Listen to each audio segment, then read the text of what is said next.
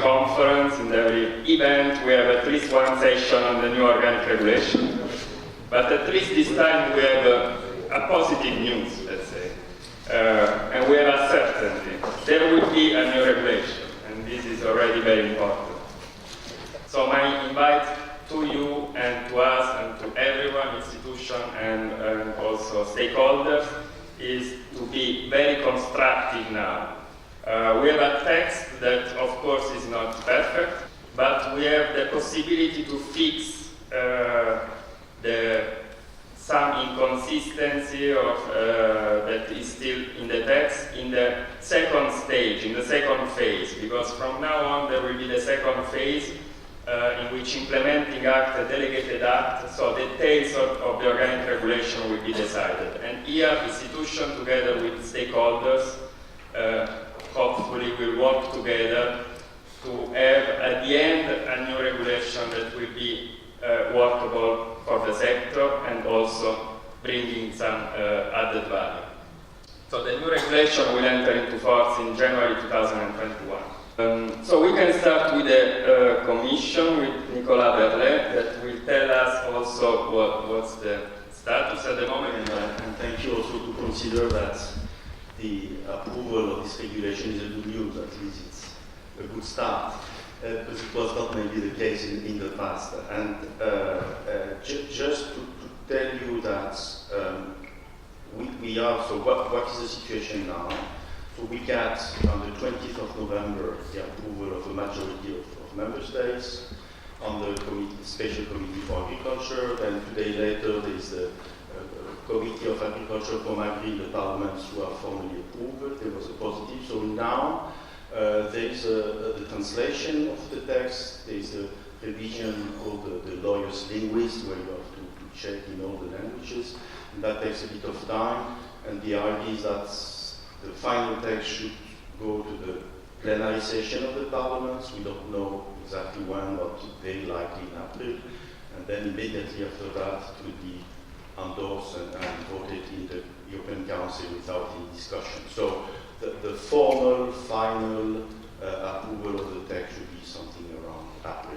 Briefly, as Emmanuel said, there is in the basic act necessarily some details, clarification that will be taken over by we call that implementing and delegated act, and there are more than 50 articles that contains either implementing a delegated act, so it's quite a lot.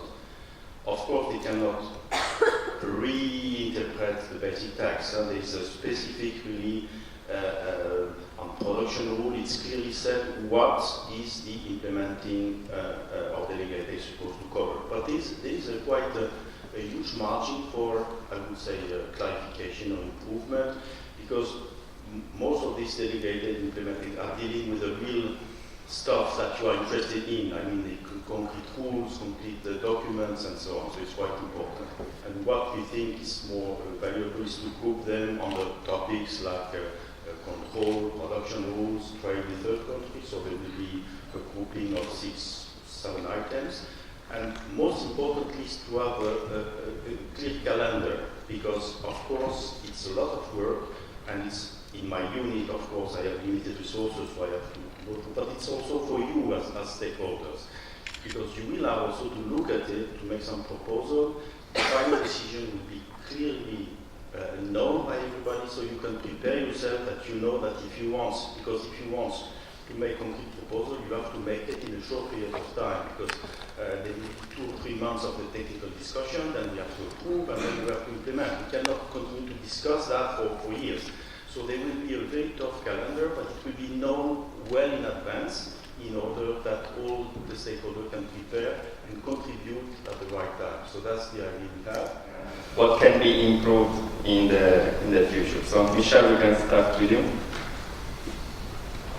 Okay, so I will say that more to look in the future than not too much in the past, but we must also always learn from the past. So I think what we have missed from the beginning was a clear communication and some understanding about the objectives. So we have really the opportunity the last months and with Nicolas to speak about the objective of regulations in order to be better prepared for for the delegated and the implementing acts. Because I think it's very important to see where we want to go, and means is only the results or the way to achieve this objective. That we have close communications and trying also to understand why this requirement is there, what is it behind, and what we want to achieve. And I think we need from both sides maybe also more pedagogy when we speak about things, and not to be one front against the other one. You need to study a bit more carefully what implementation means exactly after. If you do not though, if you do not take care for implementation, we will run in a situation where we will end up with, I would say, tremendous problem in competition and level playing field for all operators. That is the main lesson I learned. Is that if we continue to speak about laws and regulation, I think it's very important to be aware that there is an actual reality around us called society, in which markets, consumers, companies, and also the big companies nowadays are active in organic. And that Umfeld, as the Germans call it, cannot be denied anymore. Because we are working on regulation things, but the market is already coloring the whole painting on its own interpretation. And that's a reality that cannot be denied. And I think getting that societal perspective when we are dealing with regulation and taking into account that it is not a dwarfish market from idealists anymore, but that's really a market that has substantial value, but also a lot of companies that carry loads of reputations, that we must absolutely start to take into perspective. We are out of the kindergarten period, and I think that's important. The market is there, and it is coloring now the painting more than we want to. And that we must avoid, because otherwise it is the market that decides how organic looks. And sometimes it is in our favor, but it can also absolutely not be in our favor. The topic of how to handle non-compliances. I think we have relevant changes, and I would like to say, in fact, I'm quite happy because, there is a kind of empowerment for the operators within which we as traders and processors like very much to have a better distribution of responsibilities in the case of non-compliances between operators, CBs and authorities. It's now more clearly clarified, and we have done, which is even important for us, the chaotic situation which we have currently in the market, that some countries have thresholds and others not, and the practical implementation of the current regulations are quite diverse. Then we have some elements which I think needs to be mentioned. For the processing side, we have, for example, we have the clarification on organic flavors. It's even a subject of conflict in the last years, because there was, on the current regulation, there was not really a clear concept how organic flavors should look like. That leads to some disruption and confusion in the market. So now it's clarified. We have some new elements in it. We will explore how it works. Maybe some elements in the implementation rules are needed. We will see. We'll study if it is a positive thing. We have clarified the topic of baby food, which is a topic of in the retail sector. We have clarified how to say a minor line for those retailers which should not be obliged to be part of the certification system. This was an important step, because here we have even a very diverse implementation of the last years in the different countries. So, in general way, there is also in the new regulation the question of scope. The scope of organic product has been extended, that you have new products, essential oils and stuff like that. But there is a possibility now to add new products, so we can adapt according to the consumption. So this is, I think, something quite important. So Michel, can I ask you what will change instead in the control system? There's a long discussion on the control system during the revision process. I would say few and many. So one thing I think it's very important in the text, and we should keep and take this as an opportunity, is to reinforce the risk assessment approach. So I think this is the key. The discussion was always on the frequency of the control, but take the text, it's clear, the verification of the compliance is still once a year, and it's also a physical inspection once a year to apply the regulations. And our job as certification body or control body is really to verify it if it's done. So I think we must see that there's so many change maybe in the text, but in the spirit, I think there's a big change in terms of this risk assessment. And I hope it will also oblige us as certification bodies also maybe to review the way we do also our job and to take this as an opportunity. What I want to say, it's clear, the main change is that the equivalency, as we know today for the country which are not listed as equivalent, and then you have a list of certification bodies with their own standards, and applying this in the third country, we would have a hand, and then we will have only one system when we will certify it in the EU and in the third countries according to the same regulation. So the operators in the third countries have to be compliant to the EU, which is not something news in the sectors worldwide. China is doing this, Japan is doing this, the US is doing this. So the only one exception was the EU. So we opened the doors to the EU, but it was sometimes difficult for operators to export in this country because there was not a mutual agreement. And now we will, this will be covered by trade agreements when you will have a mutual recognition. So it will also facilitate for the operators to export their products in the country. And with the compliance, it will also protect, in a way, the operators in Europe to not have unfair competitions. Businesses are selling worldwide because the demand is so huge. Rabobank basically predicted 10 years, 10% growth ongoing in the worldwide markets. So yeah, that's true. Absolutely, there's an explosion of introductions in organic based on basically 2 ingredients. One of them is by far the easiest way to greenwash your company. So if you really are late, then the first thing you do is introduce a few private labels, and at least society, till further notice, is pretty silent. And the second thing is the profitability. And that's also one of the advices, if I can give people, if you really want to get fraud out of the chain, follow the money. Yeah. Follow the money, make calculations where the money is made, and ask and talk with insiders without shooting them afterwards. But talk with insiders and ask how that works. What are the amounts involved? And then you will see where fraud makes sense and where fraud doesn't make sense. And how easy it is to fraud and how difficult it sometimes is. And it is absolutely important to follow the money. And that's exactly what we do not do. Yeah, we are staring in the microscope, and the only one that gets rich is the labs and the certifiers, which I also don't mind. I'm glad that everybody gets rich, but it's a pity for the money where we lack it for other purposes. For example, communication. That point I forgot. I think it is absolutely necessary now that we make a mutual effort to communicate with the European and the outside world and the citizens and the consumers on how are we dealing with that drift problems with residues. We need to have one voice. It cannot be that every country explains that topic differently. And I really looked in the research files, and there is no substantial research done on where drift is now around us. We are sitting here in this hall and nobody knows if we have carbendazim in the air. I would like to advise the European Commission, start a long-term research project in which we can prove with all of us that drift is all over in the air, in the water, and that never ever organic can be blamed for that. Because if we end up in that dead-end street, I can tell you in a few years from now, organic products will be irrelevant, and the organic movement will absolutely be having a very difficult time to readdress itself for the next stage. And therefore I really think we need that analysis. I want a research in depth on drift, and then a communication to society, what we mean with drift and where we can blame organic and where we can't blame organic. And we can blame organic for not doing enough.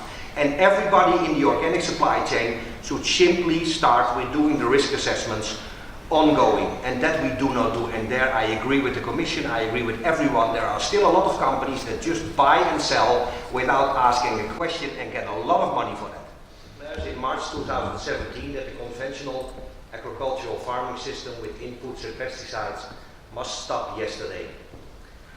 The second thing you get on your script is that the big companies, the corporates that were absolutely not interested in introducing any sustainable product, suddenly all want to introduce organic products. And you have a society in which 40% of the consumers really wants the system to change, systemic change. And you're the director of Netflix, and you look at your desk and you say, what do I make of this? Do I make this into a comedy? Do I make this into a fairy tale happiness story? Or do I make it into a horror show? And if I'm honest, if you actively work in organic businesses nowadays, it is basically all three of them.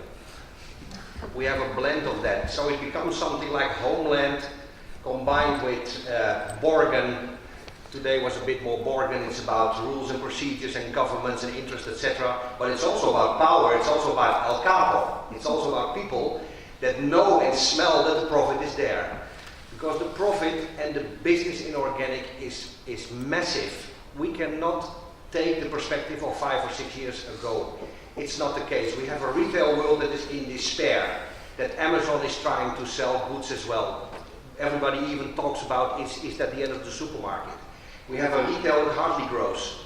We have a consumer expenditure on food that is declining every year.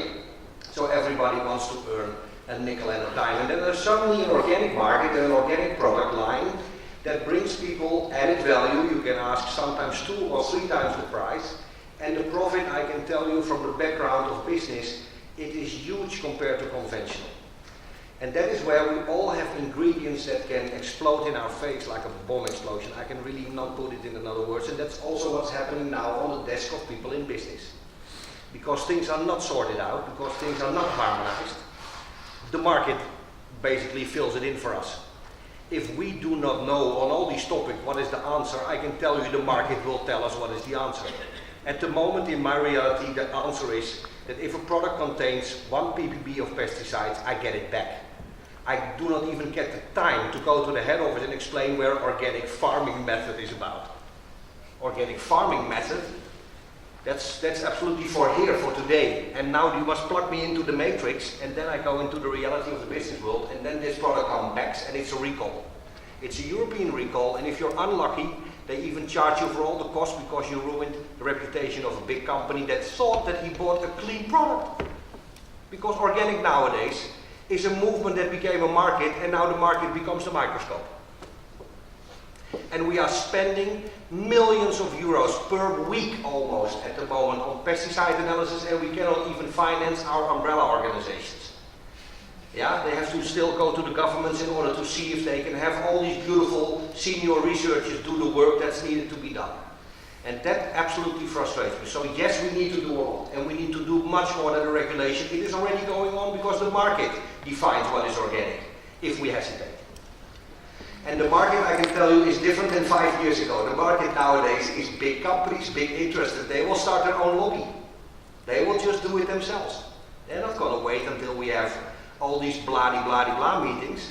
They can't wait. The consumer already expects that organic can be trusted. And organic is meant to be a clean product at the moment from the perspective of companies. And that is a false perspective. And we all know it. We will absolutely lose the battle when we become a clean product. It's a dead-end street. And I can tell you, conventional farming already smells that opportunity. So they are probably before organic the first one that will offer officially residue-free product, guaranteed residue-free, from beautiful systems, supported by Bayers and Genta and all these beautiful product lines. And it's a matter of time, and then organic also finds out that you can have alternative inputs. Instead of using chemical cans, you use another can. And that's not what we want. Organic is about something else. It's about a societal set of values where we really want to make a difference. And I was still very impressed. Thank you very much, Soil Association, for your beautiful recent poster. We want to create a better world. And that's exactly where it was about. And we should not forget that. So yes, we need to do more in businesses. We absolutely need to do more on the risk assessment side. There I am with Michel Reynaud. We absolutely need to want to know more. And we must also dare to ask difficult questions in supply chains, even when we know that we might lose the source. That's a business party pooper, I can tell you. If you can sell your product, there is demand all over the place, and you are the only one that starts to ask the difficult questions, and you lose your business. So there we have what we call a dilemma. And I would like to discuss that dilemma with all of you in settings. When we are free and we feel confident, I'm willing to do it. But at the moment, we all froze. And what we call freezing that means that we do nothing, we only wait and sit. And in the Netherlands we have a saying, if you sit down and they shave you, you don't move. And that's what happens. And you know who shaves? It's the big companies that shave us at the moment. And that is not what I like. I absolutely hate it. I think we are still the one that needs to lead the content and the direction of organic as it was meant to be from the 4 principles. Organic is about 4 principles. Unfortunately, only 1 or perhaps 1.5 ended up in the legislation, and that is simply not enough. If you really want to have satisfied customers and consumers and citizens in Europe, we must live the principles in all we do, in companies, in institutions, in regulations and whatever. That is the biggest obligation we have towards society. What we are doing right now is creating a false image of security, which is expressed in a product without residues, and it is a false implication. And that is exactly the words the United Nations mentioned in the General Assembly meeting when they said the assumption of the conventional farming that the only way to feed the world is with inputs and pesticides is false and misleading. And we better do not copy-paste that behavior. Is eaten without pesticides. Of course. Finance. Yeah. So the main professional fraud The real cases professional is are residue-free. zero tolerance, residue-free. Absolutely. So please do not deny saying so. No, So you understand me? So it's complex, but what I want to point out is for me to empower the operators which have the knowledge. They have the knowledge. You can have fraud cases where you meet the operators and they say, oh yes, we have already 2 years ago skipped all contracts because we know something is wrong. We will not and the regulation needs to be designed in a way that makes this knowledge available for securing and assuring the system. And that was what happens in the last years. Requirements and implementation of the regulation needs to be breakthrough in order to make the knowledge of the operators and their responsibility available for security of the system. That is the main shift we need to achieve. And there is a chance with the new regulation to do that. And we really need to focus on that. Thank you very much.